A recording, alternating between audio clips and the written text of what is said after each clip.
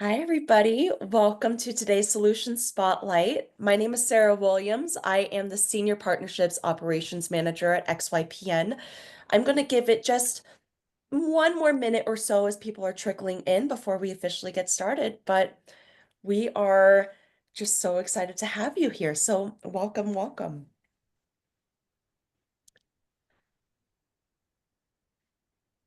Brian, Diana, I don't think that we actually chatted before this, but how was your weekend? What did you guys do?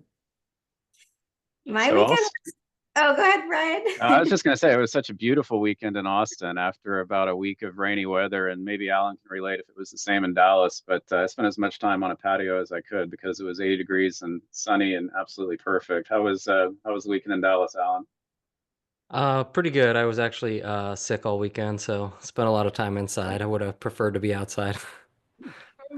Too. I'm sorry. There's a lot of that going around. My weekend was particularly fun. So I'm getting married this year and I went dress shopping. And I've never gone wedding dress shopping in my life. And it was such a cool experience. So that's what I did all weekend. Oh my gosh, did you say yes to the dress or are you like yes to some dresses right now? Internally, I said yes, but I feel like it's important to look at all of your options. So I have one more store to go this week, but I think I already found my dream dress. And I would have loved to say yes because they do this big celebration. But I'm like, you know what? Let me just look at options. I'll come back. It'll be here waiting for me. Oh my gosh, it's so exciting. Well, congrats to you. I hope that you find the perfect dress very shortly. Thank you. Well, cool. Let's get started. Welcome to today's Solution Spotlight, Affordable Digital Marketing Strategies for Advisors, a wealth tender approach. Joining us today are Brian Thorpe, Diana Caprices from Wealthtender, and XYPN member Alan Mueller. Wealthtender and XYPN are united by a shared mission to equip financial advisors with the resources and tools they need to effectively serve their clients. Through this partnership, XYPN members gain access to Wealthtender's platform, which connects consumers with trusted financial professionals, helping advisors expand their reach and grow their practices.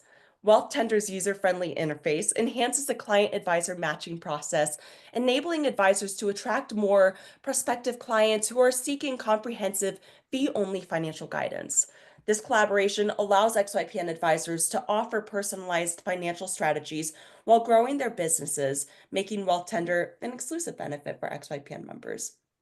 So I'm going to let our guests introduce themselves, but before I do and turn it over to them for the presentation, a few housekeeping items. There is the Q&A tab below, and we will do a Q&A at the very end of this presentation. As your questions come up, feel free to drop them in that Q&A tab, and we'll review them at the end. And then there are some upcoming events on the XYPN side. February 11th, from idea to distribution, how financial advisors create effective short-form videos. And then February 12th, from scroll to sale, the 4 secrets to building a client-attracting website. A lot of things related to marketing and sales, which is so exciting. And then February 18th, navigating the future of financial planning, insights from the industry leaders. And I'll drop those registration links in the chat below. Last but not least, XYPN Live 2025 is in Austin, Texas from September 25th to 27th. Don't forget to purchase your tickets. Prices right now are $5.99 for XYPN members, $7.99 for non-XYPN members, and that is early bird pricing, which ends March 31st, 2025. Registration will also be in the link. But without further ado, Brian, Diana, Alan, floor is yours. All right. Thank you so very much for that wonderful introduction. Sounds like you have some awesome events going on for your advisors, and we hope to add a lot of value today, as we know these other events will do as well.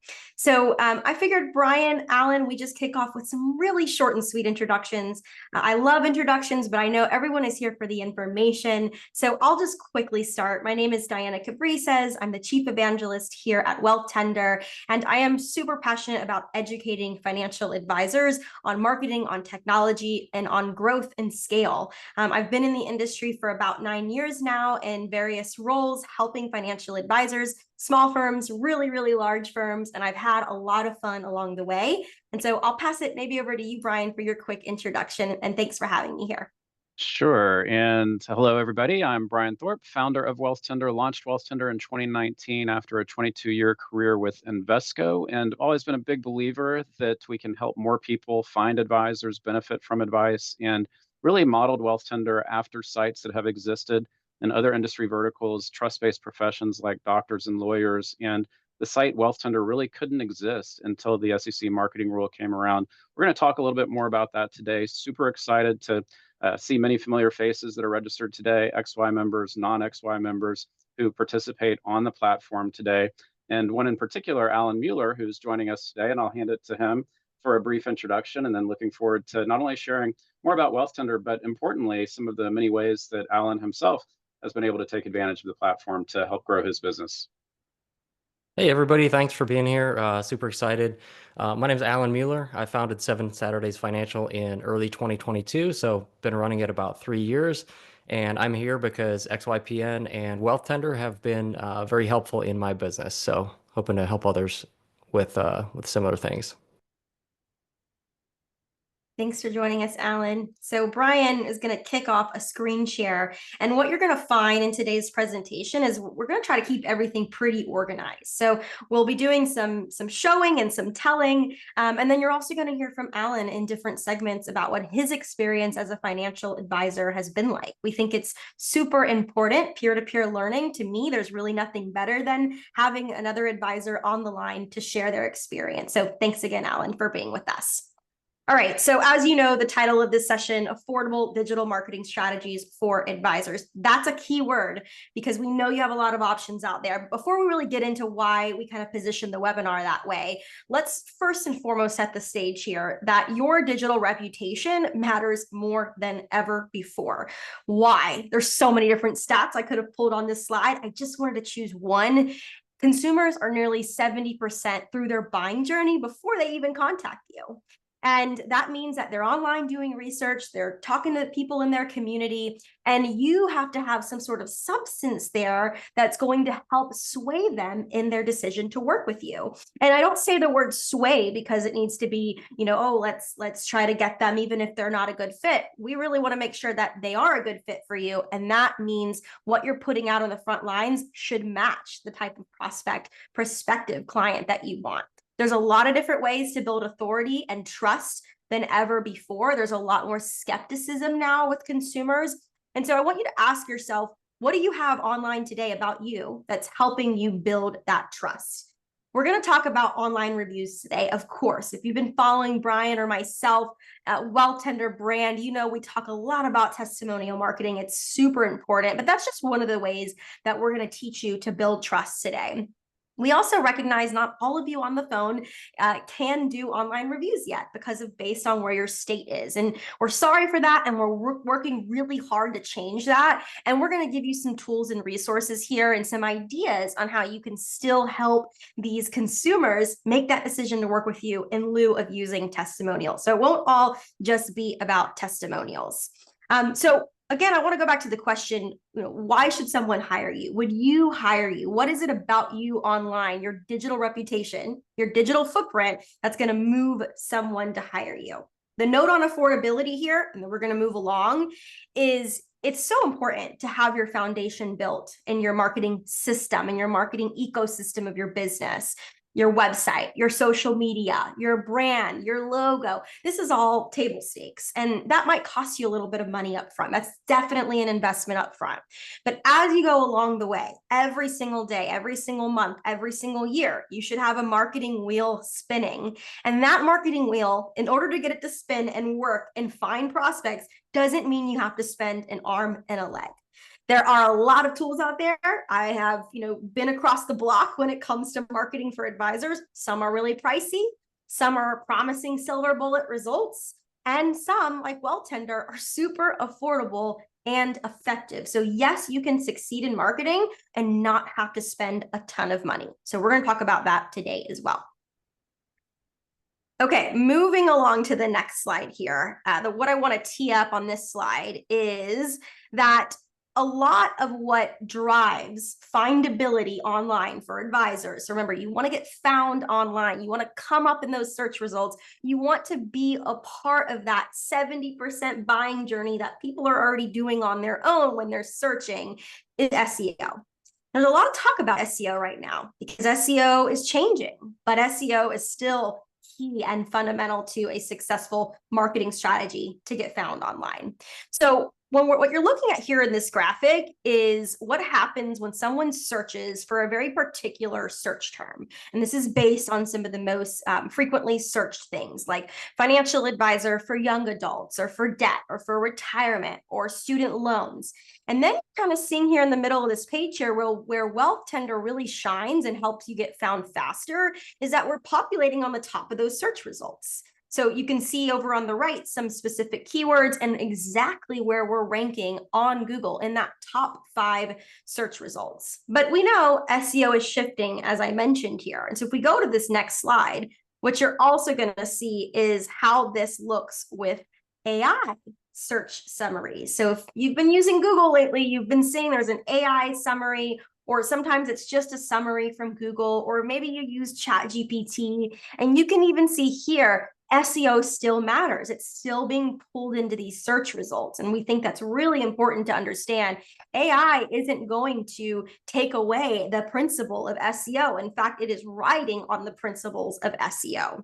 So you can see here, Emily Rassam, who is a Wealthtender advisor, she is populating in these different Google summaries, in ChatGPT summaries, and a lot of that is based on that SEO. So I'm going to take a quick pause here and see, Brian, if you wanted to share anything here, or Alan as well. Sure. Let me jump over and just share a couple of examples live. We're going to toggle back and forth today between some of the slides and then, move online to share some additional examples in real time. And, as Diana mentioned, I think it's important to remember that even if you don't have reviews, SEO matters, and you can still very much control the visibility when people are searching for you. Just using Kevin Estes, another XY member, a great example of an advisor that does a terrific job with SEO, even though he's in a state, Washington State, where reviews, testimonials are not yet permitted. And what you'll see is, he's done a terrific job with his website. We can see his Wealthtender profile showing up prominently, his XY directory listing showing up prominently as well. And So if we were to look, Brian, I'm yes. sorry to cut you off. We can't see what you're sharing. Okay. Again, this is, let's see, let's try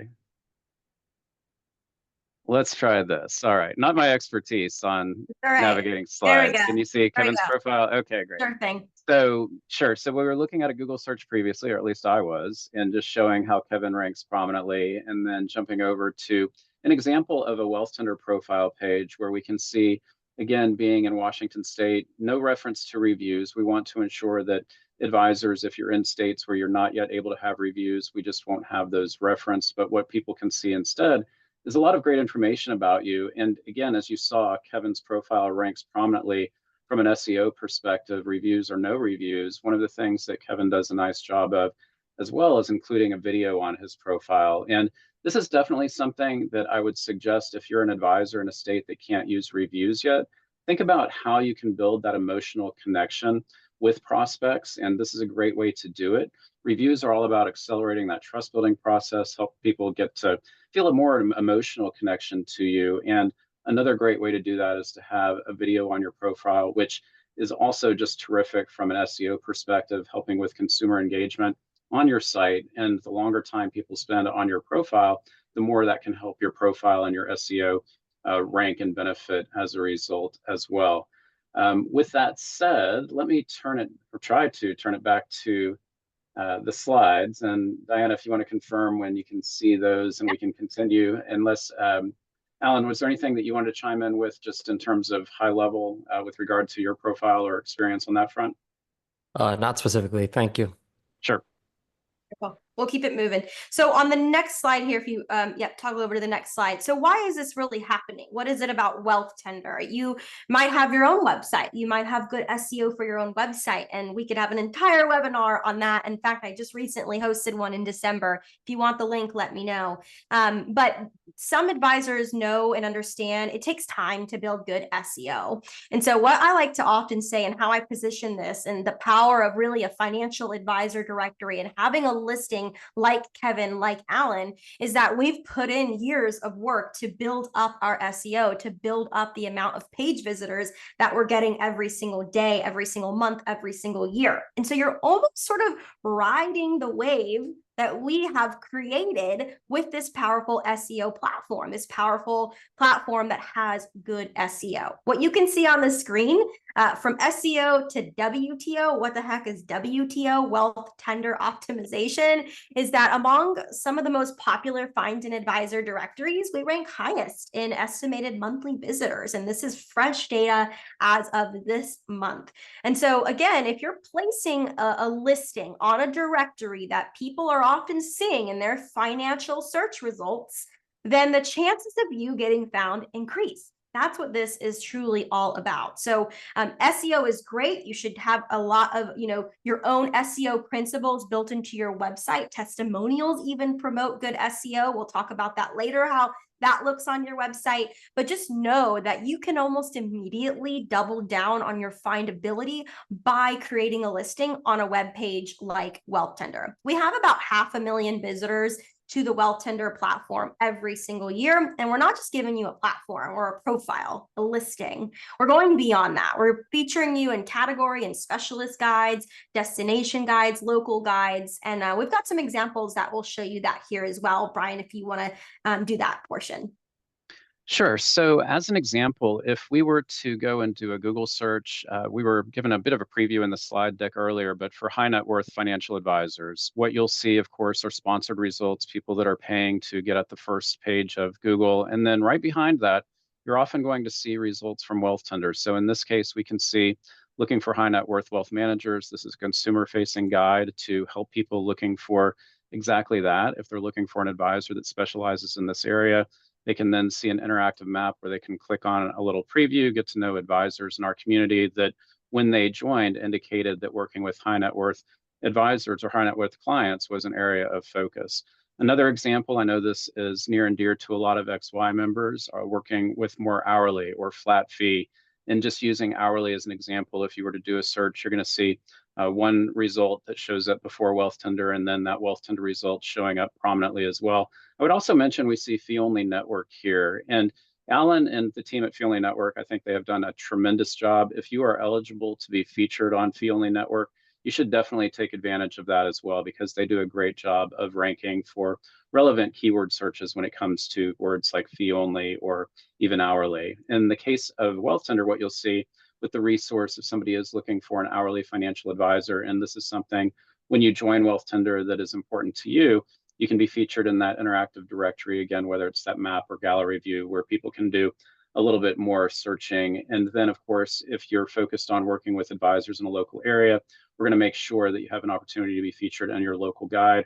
Again, throughout Wealthtender, you'll see these interactive maps where somebody can click on a little blue dot, go to the profile page for that advisor. Here we can see Alan popping up in the Richardson area. If there's a dot with a number on it, just represents multiple advisors in an area. And as you continue to zoom in, you'll start to see those become the individual blue dots. So you can get to know the different advisors, or again, use more of that gallery approach to do additional filtering and sorting as well. And Diana, I'll turn it back to you. Let's move on to the next slide here. Yeah, sounds great. What I want to say about this next slide, what I love about XY Planning Network is you do get a lot of education on marketing and creating your niche or niche, however you say it. I think niche sounds a little cooler, so I say it that way. But a lot of the times you have been kind of told, hey, it's a good idea to have a niche, because then you can really attract the right kind of person, right? If you're putting out who you are, then you're going to attract those same people. So what I like about what a directory like Wealthtender can do, and again, Brian just said a really important thing. You don't just have to be on Wealthtender. If I'm an advisor and I have the option to be on several directories, you better bet I'm going to get myself on as many directories as possible. Remember, we are trying to increase the probability you get found. Also, that people look at you as a credible professional. If you just have a website and that's all, and maybe it's a great website, that's awesome. But if you have a website and you're also featured on this directory and this directory, and all of these directories look pretty darn official, then I might, as a consumer, think, okay, this person is it, right? They're being featured here and here and here, and it's not just them saying they're great. Everybody else is also featuring them as well. So we sort of validate your niche expertise. We have articles that are focused on financial planning for dentists, for crypto, for small business owners. We even narrow in as specific as certain employers. And Alan, I definitely want to talk with you about this one.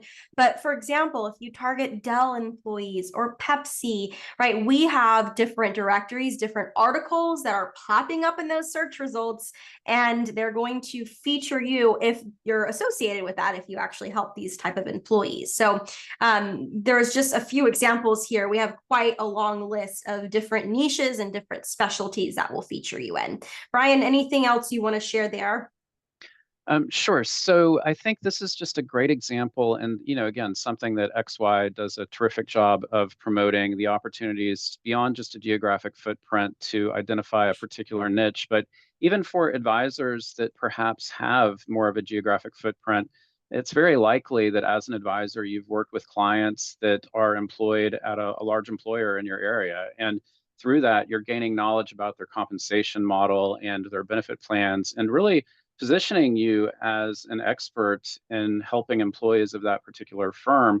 So what we've seen are a lot of opportunities to really help advisors, not only in more traditional broad-based niches, and on this page we can see many different examples. The links that you see here are organized by different categories. So age, life stage, each one of these links are consumer-facing resources on Wealthtender where advisors have the opportunity to be featured, whether it's general baby boomer, millennial type demographics, or more specifically, widowed women or moms. In some cases, it could be investing specialties, planning specialties, of course, ensuring that you're getting visibility for any designations that you hold, ethnicity, religion. And what you're going to then see are a lot of these resources then showing up on the first page of Google for relevant search results, and then coming back to what we were saying with the ability to get featured as a specialist based on an employer.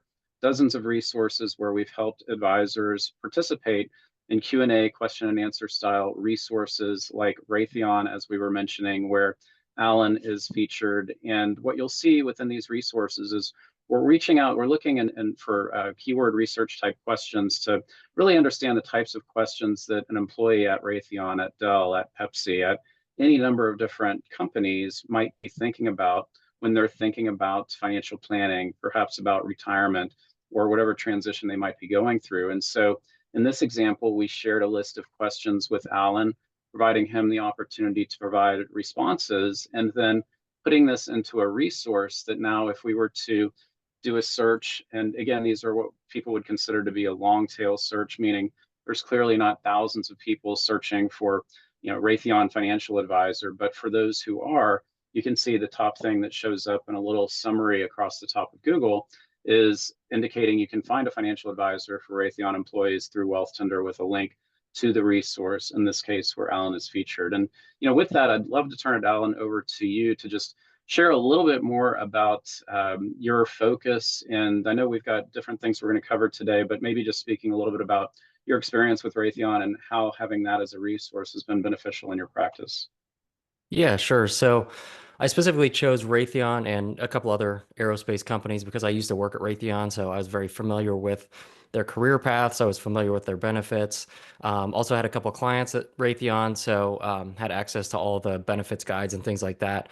But I think that writing these employer-specific articles not only helps from an SEO perspective, but also once the article's written, you have an asset, right? You don't need to just have it on the Wealthtender platform. You can turn it into a LinkedIn article, and you can take that LinkedIn article, you can feature it on your profile, so that when people look at it, they find your article. You could even turn it into a PDF as a white paper and use it as a lead magnet to get people on your monthly newsletter.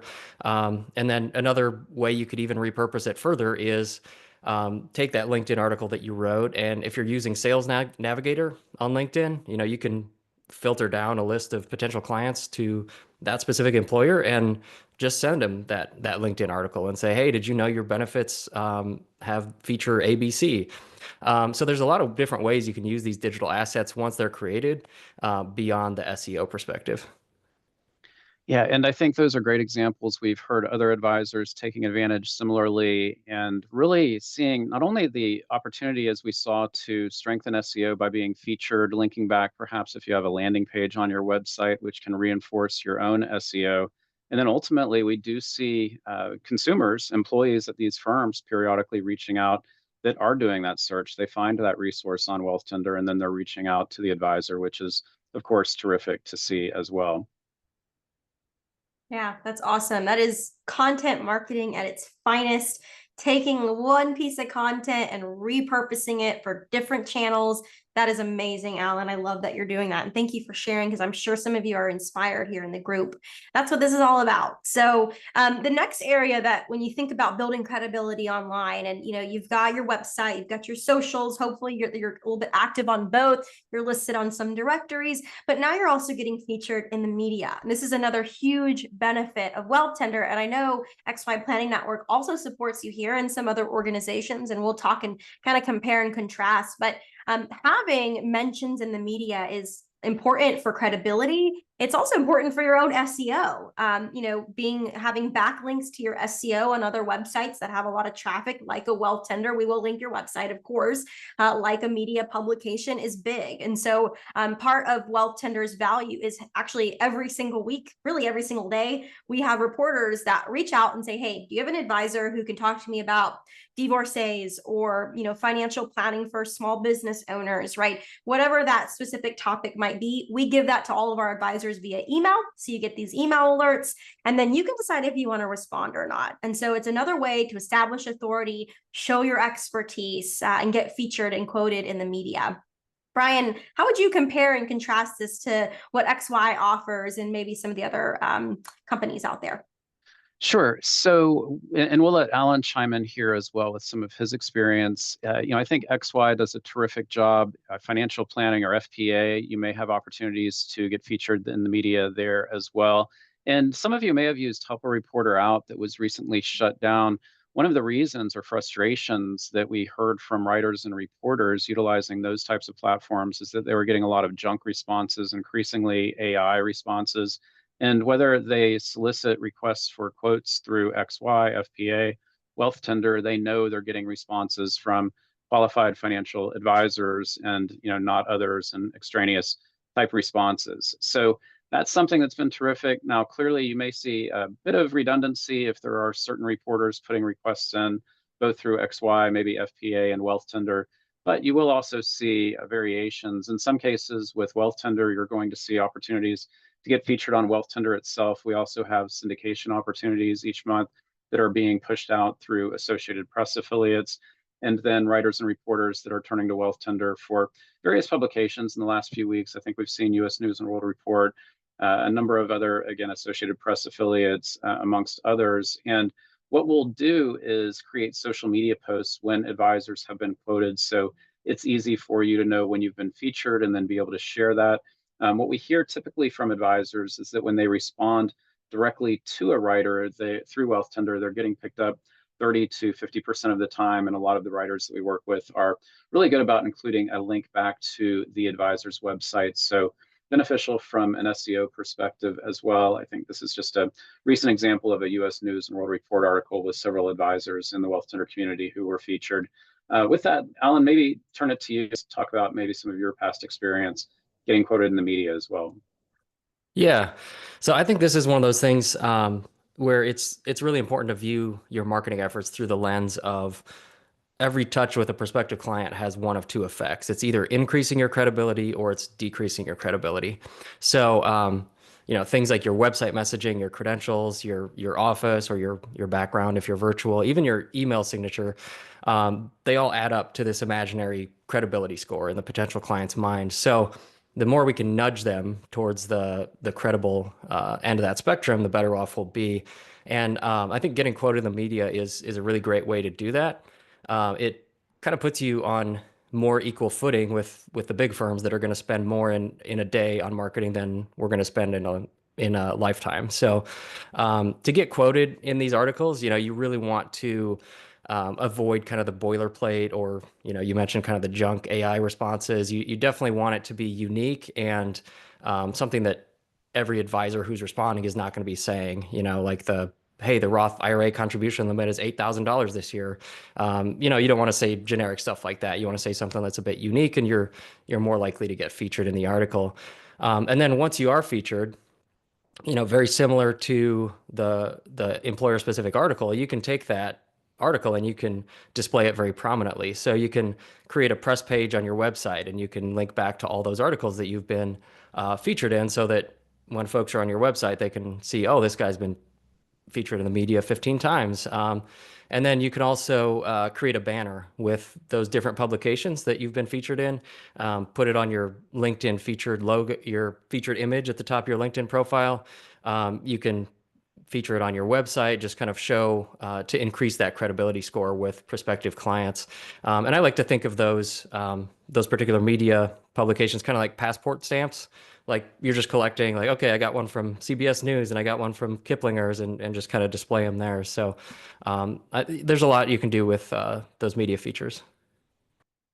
That's awesome. Thank you for sharing that, Alan. And you make such a good point. And I've never heard it positioned this way, but just like that imaginary credibility score. And so much of what is driving that, folks, is not just, them physically finding you mentioned in the media, but there's also an emotional component.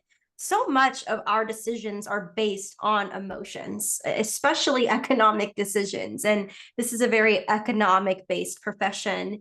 And so I love that you had that comment there, because it also speaks exactly to reviews. So we're going to come back to reviews. And I see some of you in the Q&A box who are asking about reviews. So I'm excited to finally arrive here, because I'm so passionate about what online reviews can do for your business. So yes, online reviews are an emotional driver, because when somebody reads something that someone else said and it touches them, because maybe they're having a similar issue, or maybe they want that same outcome that person said you gave them, that creates an emotional response. And again, buying decisions are heavily based on emotion. So, reviews aren't really just nice to have anymore. At this point, they're really, really important. I think the data here shows that 81% of consumers in a January 2023 survey said that online reviews are either important or very important to them when making decisions about financial services. So this is industry specific. We're not talking about plumbers here. We're not talking about restaurants, although we can definitely draw a line there, because really looking at reviews has just kind of become part of our buying process, part of that 70% of the buying journey. Reviews are absolutely a piece of that. So they're going to help you stand out. Now, there's a study out there. I'm not going to perfectly quote it, but I believe it was put out by FICOM. And they said that 90% of advisors are not using reviews right now. So Alan made another great point. Getting featured in the media is kind of what helps you stand up against some of those bigger competitors, the Morgan Stanleys of the world, the Merrill Lynches, right? That already kind of have that credibility because of that brand name. Whereas, you may not have built that up just yet. And so reviews are doing the exact same thing. They're really giving you that competitive angle. They accelerate trust. And we know, again, not all of you can do reviews yet. In fact, we do have a resource. I'm not sure if we're able to drop it in the chat, but we do have a resource that you can kind of stay in touch with sort of what states are allowing reviews, red light, green light, yellow light. Where are we kind of making some moves, and where are we trying to get that yellow light to turn green? And I think if we can't drop it in the chat, we'll find a way to get it to you. Maybe it'll be in a follow-up email. So Brian, I'm going to pass it over to you, because a lot of times advisors say, well, yeah, reviews are great, I want to do them, but like, where do I really start? Sure. So I'm happy to chime in with that. And I think where it really starts is, first and foremost, of course, abiding by the rules. We provide all the templates, checklists, resources to help you get off to a great start. One of the first things you need to do once you have the green light is send out an email to all of your current clients, inviting them to write a review. And then importantly, once those reviews come in, each review, as we can see on this slide, needs to include 3 clear and prominent disclosures. We like to refer to them as the 3 C's. So whether or not the individual that wrote that review is a current client of your firm, if they were compensated in any form to write the review, and if there are any conflicts of interest. And what we've done with Wealthtender, and I'll share my screen here again just to walk through an example, is made it very easy for you to invite your clients to write reviews. You can do that in a couple of ways. It can be done directly on your profile page. It can be done through a link that you can provide. And I'll just pick on Emily Rassam, another great XY member and advisor in our community. We can see the reviews summarized across her profile. So once you have reviews, we can see those summarized across the top. And then if somebody wants to write a review, you can have a form to allow them to write a review directly here, or again, we can provide a link that you can share with them as well. Either way, it's a very intuitive form, so we didn't want to create any additional burden for a client that's writing a review. So analogous, if they've written a review on any other type of industry or professional platform, they can put in their review details, their name, how they want that to be publicly displayed. The SEC does permit reviews to be publicly anonymous, so if your clients prefer, or if you prefer to not display their full name, it could be abbreviated or even fully anonymous. But we do require that they provide their email address so that you'll know exactly who they are. And then importantly, when they click submit review, that review is not immediately published.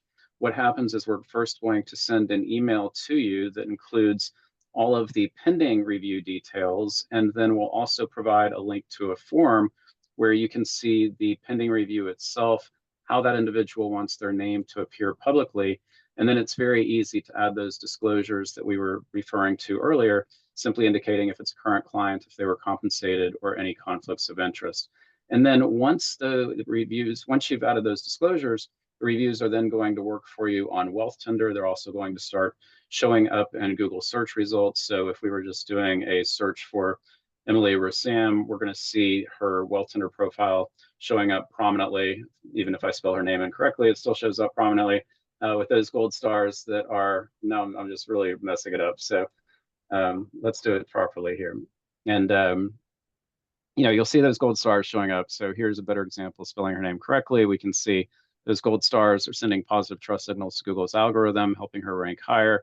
And then, of course, tools to also put those reviews on your website. If we were to come over to Alan's website as an example, we can see on his homepage, and Alan, maybe I'll hit a refresh here because I think my internet connection may have stalled out on me, but just talking a little bit about how you've incorporated the reviews into your website. This is an example of another advisory firm where on the advisor bio pages, they're taking a widget from Wealthtender, putting those reviews that they've received right there. We'll pull up Alan's page. Alan, as I let you talk a little bit about your experience with reviews. And I think importantly too, for everybody to kind of consider, what was it like getting started? Can you share a little bit about that experience, maybe that fear of, oh my gosh, is anybody going to respond?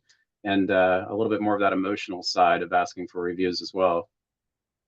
Yeah, it's it's definitely a little bit nerve-wracking when you send out that first email, specifically because I don't know, in my mind, it was kind of like a regulatory landmine that you might step on, but the guide that you guys put out was very instrumental about it. But it turns out reviews are actually one of my favorite features about Wealthtender. So the reason for that is it can help prospective clients get excited about working with you before you've even met them, and kind of increase that likability and that trust factor. So yeah, I kind of talked about the testimonial playbook. That's a great document if folks on the call haven't read that. Definitely recommend going through it. It's got sample language for your ADV.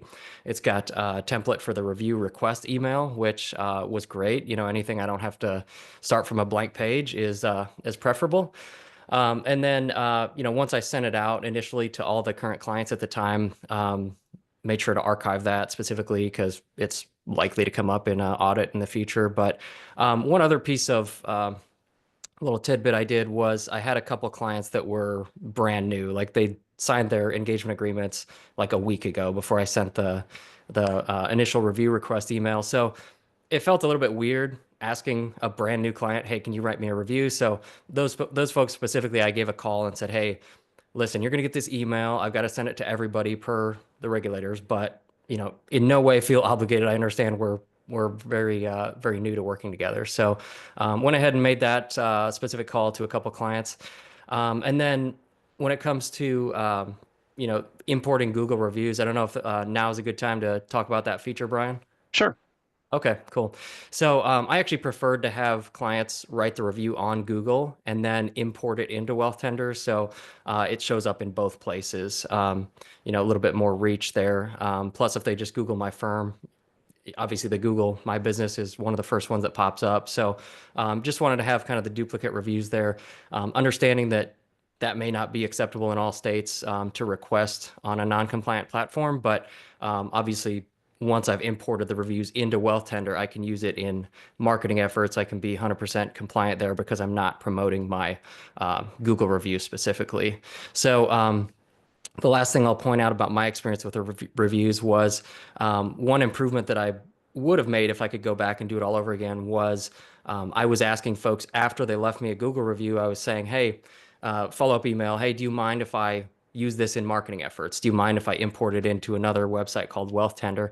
And they would always say yes, because they wanted me to be successful and they were happy to write the review. But Brian actually had a great suggestion, which was kind of go the negative consent route. And in the initial request email, just put a line in there that, hey, I may also use this in marketing materials.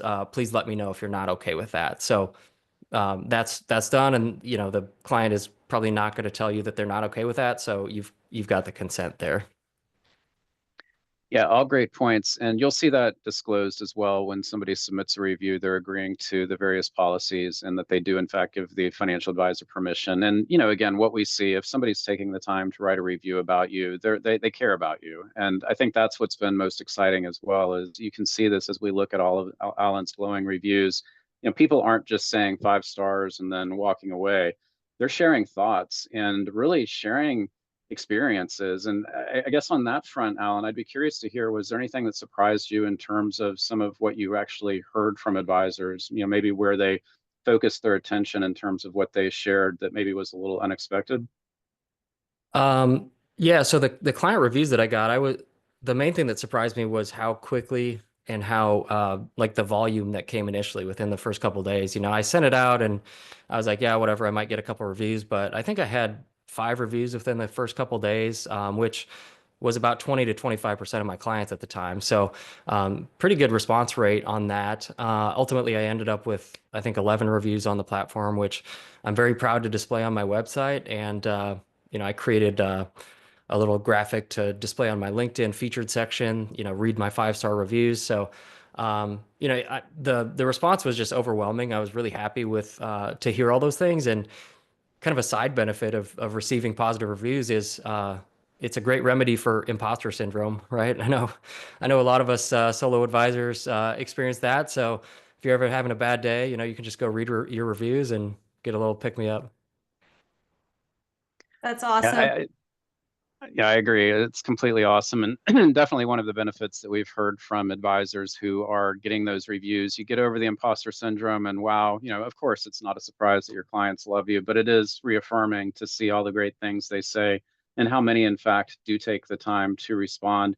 And then staff morale, if you have others on your team, as well as just for your own ego, it's just, I think, so terrific to get to see what people are saying. And in some cases, learning a little bit more about what it is that really made a difference in their lives. So that's all been terrific. And then Alan started to touch on a little bit around LinkedIn and social media. And so next, what we'd love to do is give you a bit of a preview with what we've called Testimonial Marketing Studio. We just announced this officially last week.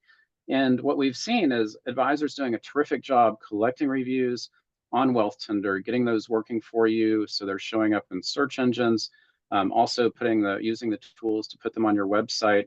And then importantly, the SEC provides guidance that really makes it easy for advisors to also promote online reviews or take a single testimonial and promote those in social media as well as any other marketing activities. And so as an example, if we pull up Alan's profile, he's taken advantage of the Testimonial Marketing Studio features where we can see a recent post that he put out where he's using one of the professional designs from Wealthtender to showcase the testimonial. In some cases, we have animated designs. In this one, it's emulating a Google search. What do clients say about working with Alan Mueller? And then the testimonial appears along with the disclosures that are required. And so let me just hop into the studio itself to share a little bit more about how this works.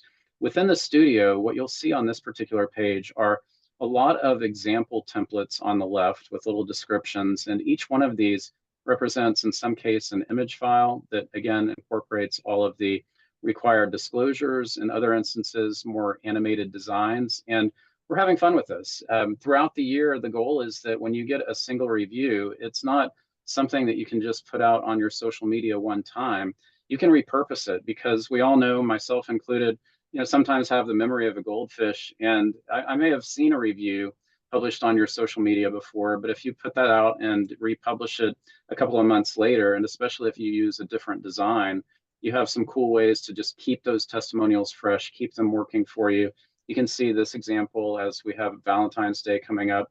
It's a great example to say, what do clients say they love about their advisor, and have a little bit of something fun. And importantly, these are then eye-catching, they're scroll stopping, getting people to pay a little bit more attention, because we all know those social feeds are really crowded these days. And the goal here being that you can simply come in, click create project, select one of your reviews, it's automatically pulled into a template with the disclosures that are required. And then from there, you can go out and create social media posts like this one. Also, you can utilize these outputs in prospect and client newsletters, and really offline activities as well. If you're doing seminar marketing or webinars, just like we're doing today, you could have these types of resources displaying on the screen or printed on a flyer using some of the still images that are out there as well. Alan, I know this is pretty brand new territory, but anything that you would say in terms of how you're starting to incorporate some of the features from Testimonial Marketing Studio into your weekly or monthly marketing efforts? Not the testimonial studio specifically. I put up a post on LinkedIn. It was very well received. But the reviews in general, very similar to the media mentions. I think that once you have the reviews, you want to spread them far and wide. So, the LinkedIn featured section is a great place for that. If you're following up with a prospect and you're sending them an email, just put a line in there. Hey, also we've got, over 10 5-star reviews. Click here to see those. So you can kind of promote those with prospect follow-up emails. Even like the frequently asked questions on your website, right? You can add a question on there. Do you have any reviews I can read? Yes, we do. Please click here to see the 10 reviews we have. So those sorts of things. And then also just adding the widget to your homepage. Again, just trying to get those in front of potential clients as much as possible. Yeah, I think those are all great points. It could be prospect nurturing campaigns. There are so many opportunities to drip out these testimonials that you've received throughout the process. And, certainly I think something that's going to be a terrific advantage for the advisors that are able to get started with reviews. And again, we do sympathize with those that are in states that aren't yet able to take advantage of this feature. For what it's worth, I've participated on calls with regulators. We've had success. Texas is going to be a state granting approval later this month. And part of that was through a comment letter that I submitted. And it's been terrific to have some of that receptivity from regulators that are listening. Arizona heard back from their lead regulator last night, and probably later this year, Arizona advisors are going to have the ability to get started as well. So if I can be a resource to you, I've joined FPA chapters with regulators to help get in front of regulators. Feel free to reach out. I'm happy to be there and help wherever I can on that front as well. Beautiful. I'm going to take us home here. And I know there's so many questions in the chat, so I want to make sure we get to as many as we can. Also, a lot of your questions we can answer in our testimonial marketing playbook. So if you just stay tuned a few more minutes, we're going to give you a QR code you can scan directly from your phone to pull up that playbook and use that as a resource. What I'm hearing, I just want to really quickly recap, is that, Alan, you appreciate leveraging Google's reach by having your clients write reviews there, but you know that you can't go and promote those reviews as they stand because they don't have the disclosures. So then you're using that import feature into Wealthtender, which then publishes the review, takes it through a certified, certification process, includes the disclosures. And then from there, you even have the testimonial marketing studio we've built so you can make these beautiful graphics, eye-catching graphics to put on social media and in other channels to stop people on their scroll, because we're all scrolling all day and they catch your eye and you say, oh, wow, like this is a really cool comment somebody said about this advisor. Further increasing those chances of them wanting to work with you. So I just wanted to walk us all through that here for a second, because I know a lot of us have questions about Google. We love XY Planning Network advisors. One thing I forgot to say at the beginning of this call is that we're giving away a free pass to XY Planning Network Live. If you've made it all the way to the end here, you have become officially eligible. So I feel sorry for the few folks who have dropped off, but most of you are still here, which is amazing. So if you're still here right now, we will be able to pull the report for this webinar, and we're going to choose one lucky person to get a free pass, whether you're a member or not. Now, clearly, these prices are still really effective. You get a lot for your money when you go to XY Planning Network Live. It's such a fun event. I can't wait to go this year in Austin, Texas. But because you've been here with us, we'll make sure to reach out, and one of you might get that free pass. Okay, so how can you sign up for Wealthtender, and what's our price? We talked about affordability, and we haven't even talked about pricing it. So I think we really got to cover that. But you can sign up in less than 2 minutes, and you can look at pricing at wealthtender.com/grow. If you're new to Wealthtender, use code XYVIP for 50% off your first 2 months. This code will be active until Valentine's Day, so you got about 10 days. And if that's your reminder, you have to get your spouse a gift, please go get your spouse a gift. All right. And then if you're already a Wealthtender advisor, you can still benefit just from being here, from learning, from growing with us. If you refer another XY Planning Network member, or even just another advisor, we'll give you a $50 Amazon gift card per referral. We make that really easy. When you log into your account, there's a little link that you'll see. Brian, do you want to talk about pricing? Do you want to talk about this referral pathway?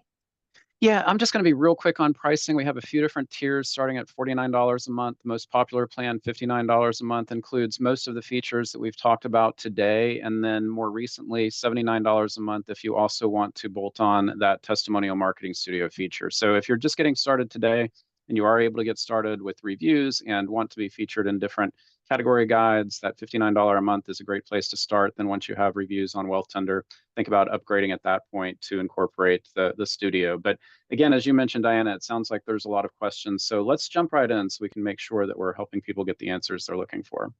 Yeah, and maybe we leave this slide up here. There was quite a few people with specific questions around reviews that I think you can get a lot of answers in this playbook here. So feel free to scan this QR code and pull that up. Okay, I am happy to kind of roll through some of these questions here. And let's see here. This is a good question. What happens if there's another advisor focusing on Raytheon, like the same niche or geographic location? How does Wealthtender choose what advisor content goes on the site and manage those conflicts? Sure. So we see it as a complement, less of a conflict. And of course, we want to be sensitive to not having just a huge number of advisors for something that's incredibly narrow. But we do have examples like for Google employees where multiple advisors featured on Wealthtender are interested in working with Google employees. In many instances, they're in different parts of the country, and there are Google offices in different parts of the country as well where they're really focused. Now, with that said, what we'll do is create what we call showcase article. So if in the case of Raytheon, you're interested in being featured there, we'll create a version that's unique to you. That's a great version to share proactively with prospects, with clients, with employees that work at that particular firm. So they're only going to see information about you with your responses. And then we will also include a section within the primary, in this case, Raytheon or Google, or other resources so that you are getting exposure there as well. And the ultimate goal is that we're helping advisors that are getting that visibility with the particular firms or that niche where you're interested in being featured, but also providing consumers that maybe work at a particular employer or are in a particular niche to be able to have that ability to evaluate different advisors based upon what's important to them. In the case of a Raytheon, it may very well be that geographic area where one advisor is in the Dallas area, another one may be located elsewhere where there's another big Raytheon office. Wonderful. Caitlin asks, what are your thoughts on sending out webinars and newsletters to current clients? Maybe Alan wants to jump in, but I will just say from a marketing and marketer perspective, absolutely. Just because they're already your clients doesn't mean they shouldn't get those valuable communications. And really what should be happening in these webinars and in these newsletters is that you're educating them. And maybe they pick up a new nugget, or maybe they just feel that assurance, like, wow, my advisor knows what they're talking about. Like, they know their stuff. I feel so good about working with them. So Alan, if you want to add anything to that, feel free, or we'll move on to the next question. Yeah, I haven't done webinars, but monthly newsletter is huge. And yeah, I send it to prospects and clients. A couple minor differences with the footer.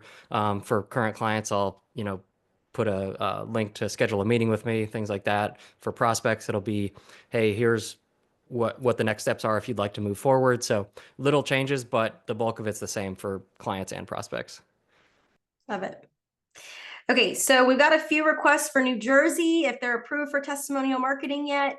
Brian, is there a short link, or maybe we can pass it to the XY team here to drop in the chat for everyone? Just the link where you can go to look up your state and see if it's approved or not. Yes, let me pull that up. New Jersey is a state that provides sufficient leeway. There are some states that have adopted the SEC marketing rule by reference. This gets technical. Other states like New York and New Jersey that have sufficient leeway to get started. And what I'm going to put in the link here in just a moment is a link to a database where you can see each of the states, if they're a green light or a red light state, and then specifically even some of the feedback we've heard from those regulators. So let me get that out there here, or XY, let me send it your way if you're able to put that into the chat for the broader group. Awesome. Someone asked, is it okay to send just the testimonial request to clients who have worked with you longer than 12 months rather than sending it to every client? Brian? Yeah, that's a great question. One that I would defer to your compliance consultant, compliance officer for their guidance. I do think that it's a good approach, and that what the SEC first and foremost is focused on is ensuring that you're not cherry picking clients based on them being your favorite clients, and having something that is not arbitrary. This is based on they've been around for quite some time, is probably a sound approach that could work well. But again, just playing a compliance officer on TV, or in this case, a Zoom webinar. So we'll defer to your compliance professional, but I think that's a smart approach to raise with them. Yep. Awesome. As long as you're asking everyone at some point, but yes, definitely go to your compliance officer. When do you think the state of California will approve testimonials? That is more than $1 million question.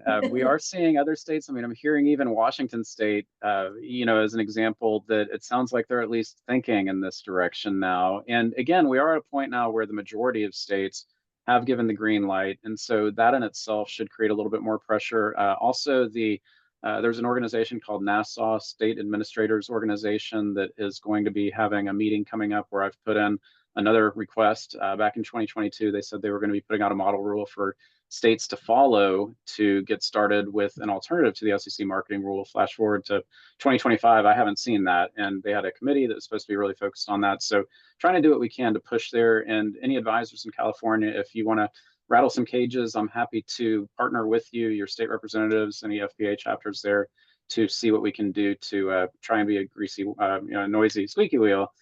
Get on those calls, help those regulators understand that, hey, this is in the best interest of consumers. That's why the SEC put out this rule in the first place, helping people be able to read reviews about their experiences, make more informed and educated decisions. There's no good reason for California or any other state at this point to be really putting state registered advisors on an uneven playing field and really penalizing consumers as well. Okay, that's a great response. And we have one other question here, and we're running up on time, so maybe we'll just take one or two more. What can an advisor expect from listing on Wealthtender? This is a great question.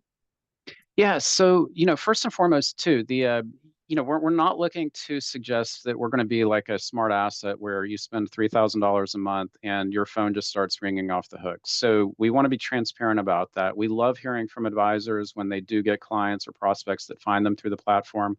But on day one, what we're really focused on is ensuring that you're showing up more prominently in search results, that you're really strengthening your online presence, getting the SEO benefits. If you're able to get started with online reviews, that's of course incredibly powerful, but being able to do that compliantly, ensuring we're providing that compliance solution. For a lot of the advisors not able to take advantage of reviews, they're leaning into those opportunities to get quoted in the media. And of course, those opportunities to then also be featured in those different types of category guides based on the niche. And those opportunities to be able to share that proactively with clients can be quite useful as well. So excited for all the different ways that we can help. We do want to be a bit of a digital marketing Swiss Army knife for you, and always open to having conversations to better understand and learn more about your business, to see if there are ways that we can specifically help you based on things that may be unique to your business and areas where we may have a strength that we can lean into as well. Awesome. I think for purposes of time, Sarah's going to come back on and wrap us up. Thank you guys. This was so great and informative. I am so glad that you were able to join us. And then thank you to all of you who joined us as well to listen to Wealthtender just talk about testimonials and really how that can apply to your firm. So as a reminder, visit wealthtender.com/grow to learn more about Wealthtender and joining. And then if you are interested in joining XYPN membership, you can schedule a call with an XYPN teammate. And then last but not least, we love feedback here at XYPN. So when you do leave the webinar, then there is going to be a little bit feedback survey that pops up. Please do take some time to tell us how you really enjoyed this. Give us a rating and suggest any other topics that you want to hear about. But thank you so much. That is time, and look forward to seeing you again in the future.